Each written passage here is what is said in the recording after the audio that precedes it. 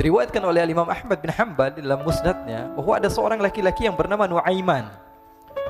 Ini Nuaiman di kehidupan Rasul sallallahu alaihi wasallam ada orang yang seperti itu gitu.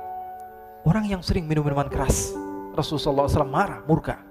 Rasulullah kalau yang berhubungan dengan Rasulullah tidak marah. Tapi kalau sudah berhubungan dengan agama, Rasul sallallahu alaihi wasallam adalah orang yang paling marah, orang yang paling istiqamah dalam kebenaran.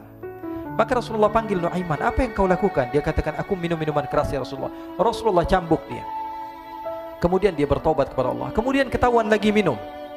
Kemudian dicambuk lagi oleh Rasulullah sallallahu alaihi wasallam, sehingga sebagian sahabat memukul dia dengan pukulan yang banyak. Sehingga apa yang berlaku? Sebagian sahabat mengatakan, la'natullahi ala Nuaiman. Semoga Allah melaknat Nuaiman. Dia mempermainkan Rasulullah. Dia bilang sudah mau taubat tapi minum lagi. Dia bilang sudah mau taubat tapi minum lagi. Maka Rasulullah SAW mengatakan, la tal'anuh fa innahu yuhibbullaha wa rasulah. Kata Rasulullah, jangan kamu laknat Nuaiman, karena dia itu cinta sama Allah, cinta sama Rasulnya. Dalam riwayat dia dicintai Allah dan dicintai oleh Rasulnya Muhammad sallallahu alaihi wasallam. Ibn Majah menceritakan bahwa Nuaiman ini pernah suatu waktu diajak oleh Sayyidina Abu Bakar pergi ke negeri Syam. Negeri Syam itu di mana? Seperti yang diceritakan tadi, antara daerah Suriah, Lebanon, Yordania, kemudian Palestina. Daerah seperti itu. Umumnya orang Quraisy pada masa itu mereka memiliki rihlah berdagang, membeli dagangan ke Syam, kemudian dijual lagi di kota Makkah. Ketika itu Rasulullah SAW didatangi Abu Bakar. Sayyidina Abu Bakar mengatakan kepada Rasulullah, ya Rasulullah, saya mau izin ya Rasulullah. Mau apa? Saya mau ajak dua sahabat kamu ini ikut berdagang ya Rasulullah. Siapa kata Rasul? Nuaiman.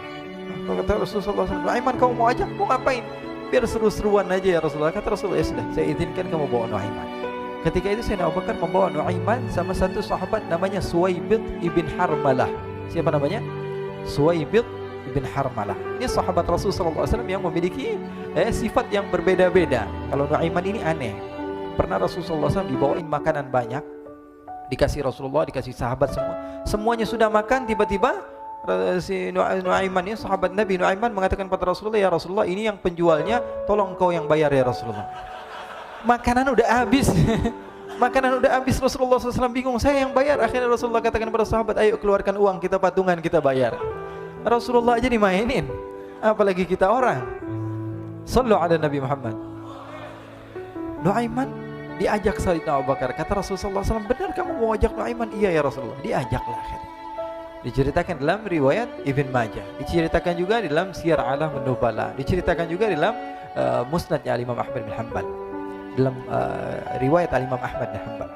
Maka diceritakan Nuaiman diajak oleh Sayyidina Abu Bakar. Sesampainya di negeri Syam, semua dibagi tugas. Fulan bin Fulan kerjaannya ini, Fulan bin Fulan kerjaannya ini, semua memiliki kerjaan. Nuaiman tanya, wahai Abu Bakar, kerjaannya saya apa wahai Abu Bakar? Kata Sayyidina Abu Bakar, kamu mau ngapain terserah kamu wahai Nuaiman. Yang penting kamu ikut saya kan. Kemudian satu di antara mereka namanya Suwaibid ibn Harmalah. Ditanya oleh Sayyidina Abu Bakar, wahai Suwaibid, kamu mau kerjaan apa? Kata Suwaibid, terserah kamu wahai Abu Bakar. Kata Sayyidina Abu Bakar, kamu menjaga makanan, karena saya tahu kamu ini adalah orang yang senantiasa menjaga amanah. Suwaibid ini kalau disuruh maju dia maju, disuruh mundur dia mundur, disuruh ke kanan dia ke kanan, disuruh ke kiri dia ke kiri. Orang yang ikut aja. Kalau Nuaiman beda, disuruh maju dia ke belakang, kasih sen kanan ke kiri belok. Nuaiman itu orang yang berbeda. Maka Suwaibid mendapatkan tugas, semua mendapatkan tugas kecuali Nuaiman. Sehingga ikhwani, apa yang berlaku, apa yang terjadi? Sayyidina Abu Bakar pergi sibuk dengan kesibukannya, sehingga datanglah waktu siang. Nuaiman sudah lapar. Nuaiman cari makanan. Dia nggak punya uang, diajak Sayyidina Abu Bakar tapi tidak diberikan uang. Sehingga dia cari-cari makanan. Dia tahu Suwaibid yang jaga makanan. Dikatakan, wahai Suwaibid, saya mau makan, berikan kepada saya satu roti saja. Yang terpenting apa? Saya makan sekarang, saya sudah lapar.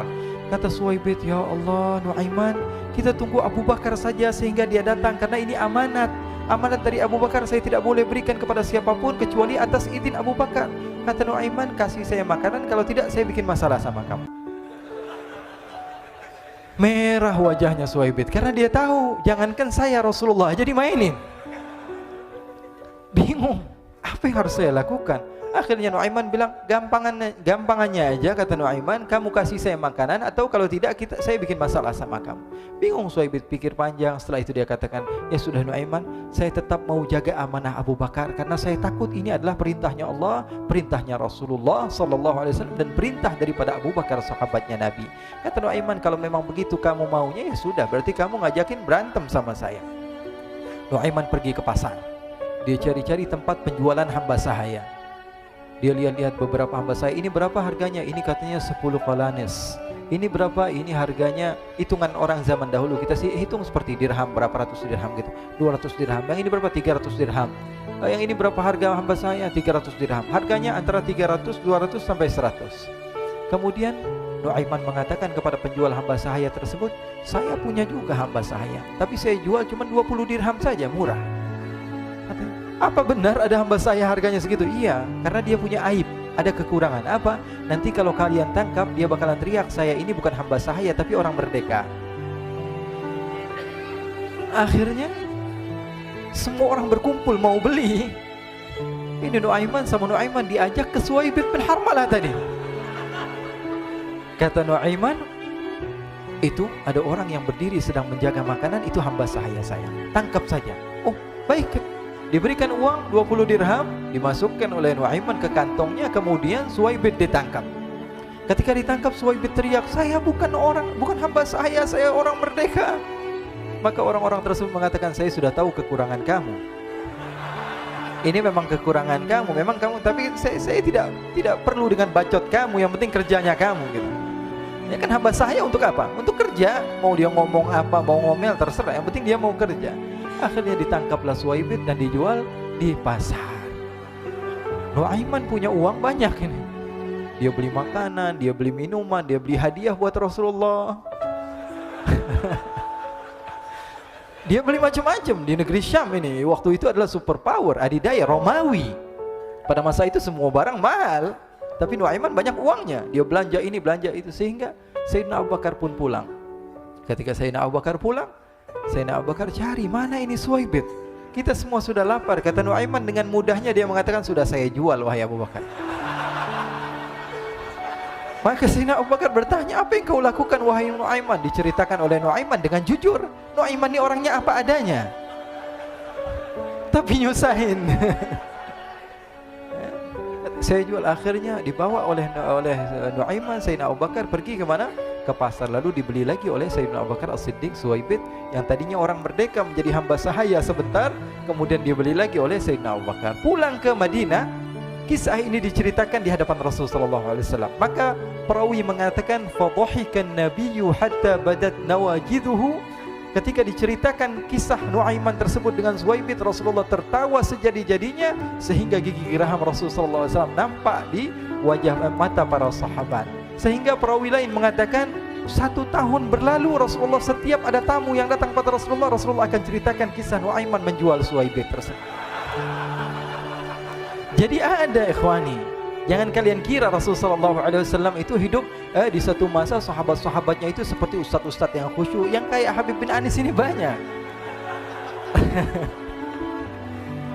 Bahkan ikhwani, mungkin di akhir karena masa yang sudah habis, pernah suatu waktu Rasulullah SAW didatangi asyraf, delegasi dari beberapa negara yang ingin mengenal apa itu agama Islam.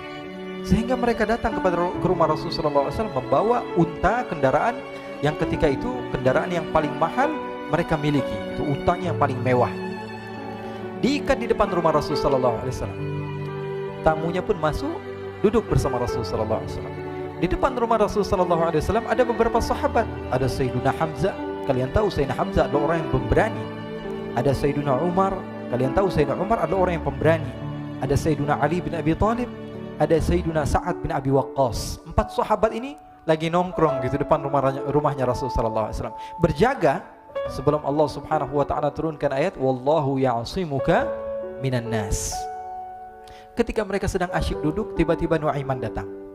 Ini Nuaiman kalau datang pasti bikin sesuatu yang aneh. Bahkan dikatakan tidaklah Rasulullah SAW dalam keadaan bersedih, kecuali Nuaiman datang Rasulullah akan tersenyum. Jadi sebagian sahabat itu senang kalau sudah Nuaiman datang, pasti Rasulullah bahagia. Tapi ketika itu Nuaiman datang, ingin duduk bareng-bareng Sayyidina Hamzah. Sayyidina Hamzah katakan kepada Nuaiman, bercanda begitu. Nuaiman, kamu lihat unta orang datang dari luar Arab ini. Lihat, kata Nuaiman, ini besar banget ini, badannya besar gitu. Dagingnya pasti banyak. Iya, ini kalau kita sate enak nih ntar malam. Kata Nuaiman. Kata Sayyidina Hamzah, apakah kamu berani? Kata Nuaiman, saya berani aja asal kalian gak bilang sama Rasulullah. Kata Sayyidina Hamzah, benar wahai Nuaiman, benar kan? Akhirnya Sayyidina Hamzah lupa masalah itu, cuma bercanda-bercanda saja.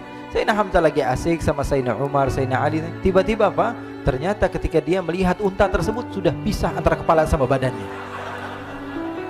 Nuaiman mengatakan, wahai Hamzah, ini unta saya sudah potong, saya mau pergi sebentar. Kalau Rasulullah cari saya, tolong jangan beritahu di mana saya. Nanti kalau keadaan sudah aman, mari kita nyate bareng-bareng. Ini ada yang seperti itu di zaman Rasulullah SAW. Maka dia pun berlari dan berlari mencari satu tempat supaya Rasulullah SAW dia selamat daripada Rasulullah SAW. Sehingga Sayyidina Hamzah bingung, ini kalau Rasulullah keluar gimana? Ada Hamzah Asadullah, ada Ali bin Abi Thalib, ada Umar, gak bisa jaga kendaraannya, tamunya Rasulullah SAW.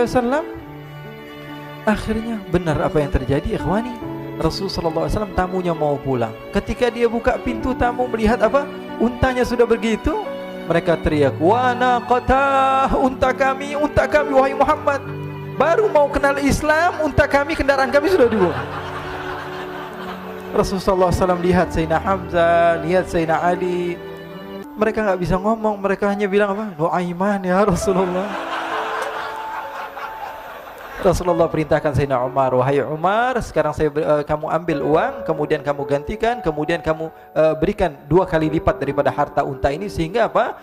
Agama Islam tidak didengar dengan sesuatu yang tidak baik di luar sana. Akhirnya diberikan harta, diberikan unta yang baru dan diberikan harta yang lebih untuk orang tersebut, sehingga orang tersebut tidak menjelek-jelekan agama Islam. Kata Rasulullah SAW, dan sekarang waktunya kita balas dendam sama Nuaiman. Nuaiman ternyata berlari tempat yang jauh sampai hampir keluar dari kota Madinah.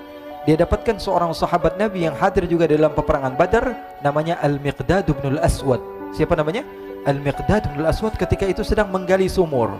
Ketika sedang menggali sumur, Nuaiman datang. Nuaiman katakan kepada Miqdad, wahai Miqdad, wahai sahabat Rasul, kamu orang yang hadir dalam peperangan Badar, kamu adalah orang yang hebat. Dipuji-puji sama Nuaiman. Ada maunya ini. Akhirnya dia bilang, wahai Miqdad, tolong saya. Kenapa wahai Nuaiman, kamu ini kekasihnya Rasulullah, orang yang disayang sama Rasulullah. Kenapa? Saya ini sedang dikejar-kejar orang jahat. Tolong selamatkan saya. Saya pengen masuk ke dalam sumur, boleh atau tidak? Kata Miqdad, siapa yang mengejar kamu? Pokoknya saya dikejar sama orang-orang. Kamu mau atau tidak selamatkan saya? Kata, ya sudah, selagi kamu itu adalah sahabat Nabi, silahkan kamu masuk. Masuk akhirnya Nuaiman ke dalam sumur tersebut. Lalu Nuaiman mengatakan, wahai Miqdad, dia keluar lagi. Nanti kalau ada yang cari saya, tolong jangan beritahu saya di dalam sumur ya. Kata Miqdad, baiklah. Kata Nuaiman, siapapun yang bertanya tentang saya, kamu tidak akan kasih tahu? Iya, kata. Walaupun Rasulullah yang tanya saya? Katanya, enggak mungkin Rasulullah datang ke tempat sejauh ini. Iya, walaupun Rasulullah. Akhirnya masuk Nuaiman. Setelah beberapa menit Rasulullah dan rombongan benar datang. Miqdad bingung ini. Ini kenapa Rasulullah datang ke RW kami ini? Ada apa ini Rasulullah sampai sejauh ini? Ditanya, ya Rasulullah, ada apa ya Rasulullah? Kata Rasulullah, saya cari Nuaiman. Di mana Nuaiman? Innalillah, kata Miqdad. Enggak dijawab ini Rasulullah. Kalau dijawab saya ingkar janji. Akhirnya apa dia katakan? Wahai Rasulullah, mata saya tidak memandang kepada Nuaiman, tapi tangannya nunjuk ke dalam sumur. Sahabat. Apa dia bilang? Mata saya tidak melihat kepada Nuaiman, tapi tangannya nunjuk ke sumur. Akhirnya dibuka sama Rasulullah, Nuaiman muncul. Kata Rasulullah, Nuaiman, kamu bikin malu saya, wahai Nuaiman. Ya Rasulullah, yang bersalah bukan saya, tapi orang yang mencari saya bersama kamu ya Rasulullah. Akhirnya Rasulullah nengok siapa, ternyata Nuaiman sudah lari kabur. Sallu ala Nabi Muhammad. Kisah-kisah seperti ini sebenarnya banyak sekali ya. Ini menunjukkan kepada kita bahwa kehidupan Rasulullah itu begitu indah. Rasulullah SAW, kalau kamu mau menjadi orang yang baik, contoh Rasulullah. Mau menjadi bapak yang baik, contoh Rasulullah. Mau menjadi pemimpin peperangan yang baik, Rasulullah. Mau menjadi murid yang terbaik, contoh Rasulullah. Bagaimana akhlak Rasulullah. Mau menjadi suami yang baik, contoh Rasulullah. Dalam segala hal, apapun itu, Rasulullah SAW adalah makhluk yang paling terbaik.